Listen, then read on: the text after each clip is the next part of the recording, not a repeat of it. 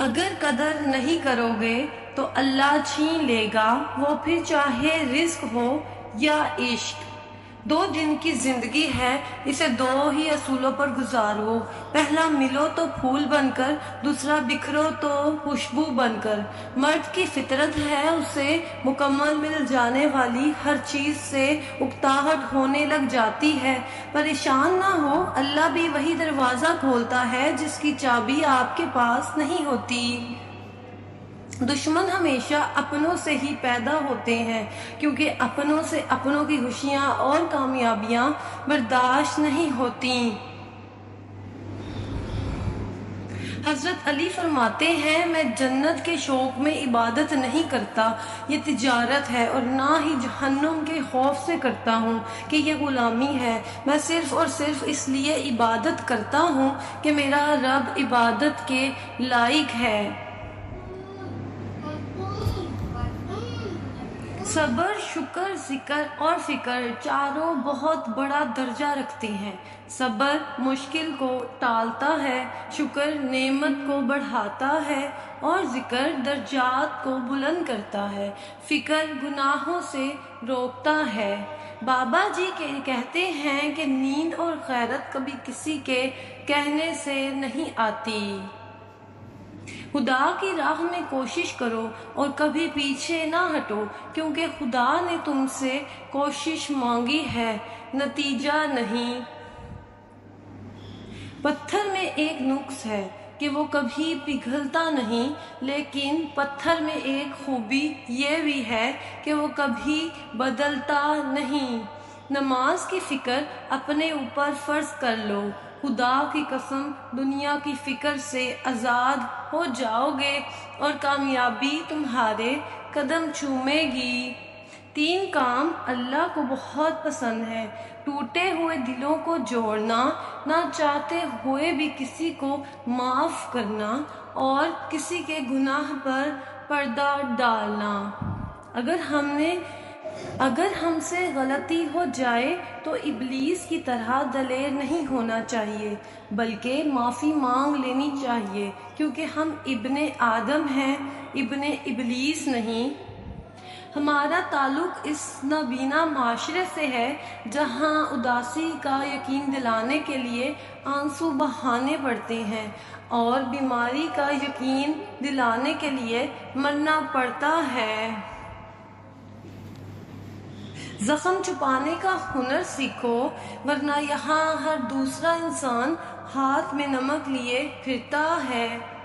دولت آپ کی حیثیت بدل سکتی ہے، مگر آپ کی اوقات نہیں۔ فقیر کی بھوک صرف اس کی جان لیتی ہے، جبکہ سلطان کی بھوک ملک و ملت کھا جاتی ہے۔ جب انسان کا غم یا خوشی حد سے بڑھ جائیں تو دنیا اس کی نظر میں حقیر ہو جاتی ہے۔ جب دعا کرتے وقت تمہاری آنکھوں سے آنسو آنے لگیں تو سمجھ جانا تمہاری دعا رب کی بارگاہ الہی میں قبول ہو گئی ہے۔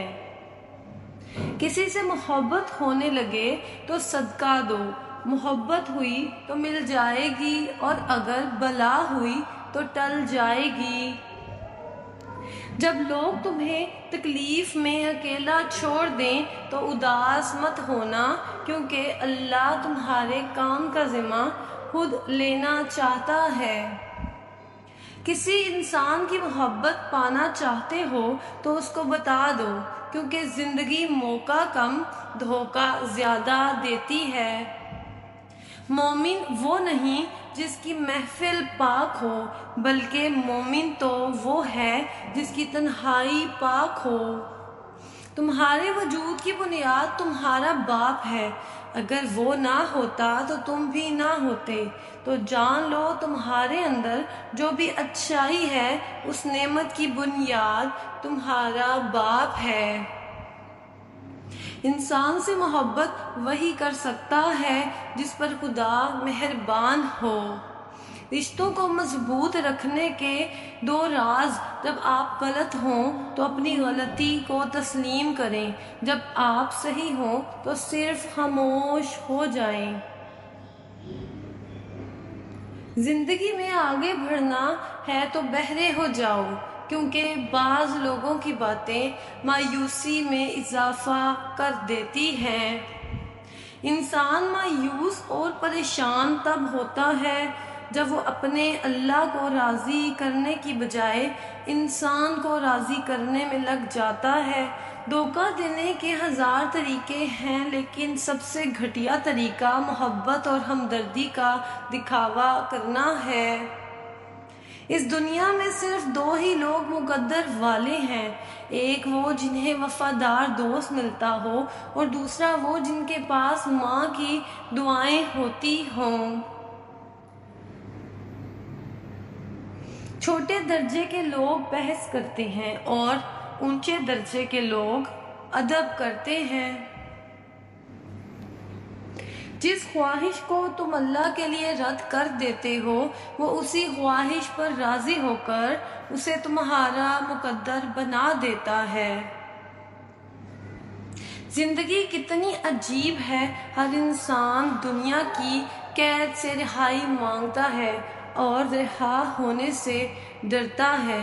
حسد دراصل خود اعتمادی کی کمی کا نام ہے۔ بہترین زندگی جینے کے لیے اس حقیقت کو تسلیم کرنا پڑتا ہے کہ سب کو سب کچھ نہیں مل سکتا۔ حضرت علی نے فرمایا، 4 چیزیں ہمیشہ انسان کو جنت کی طرف بلاتی ہیں، مگر انسان ان چیزوں پر توجہ نہیں دیتا۔ نمبر 1، صدقہ کو چھپا کر دینا۔ نمبر 2، مصیبت کو چھپانا۔ نمبر 3، والدین کے ساتھ نیکی کرنا۔ نمبر 4، لا الہ الا اللہ محمد رسول اللہ۔ ناظرین، اگر آپ کو یہ ویڈیو پسند آئی ہو تو پلیز ہمارے چینل کو لائک، شیئر اینڈ سبسکرائب کرنا مت بھولیے گا۔ شکریہ۔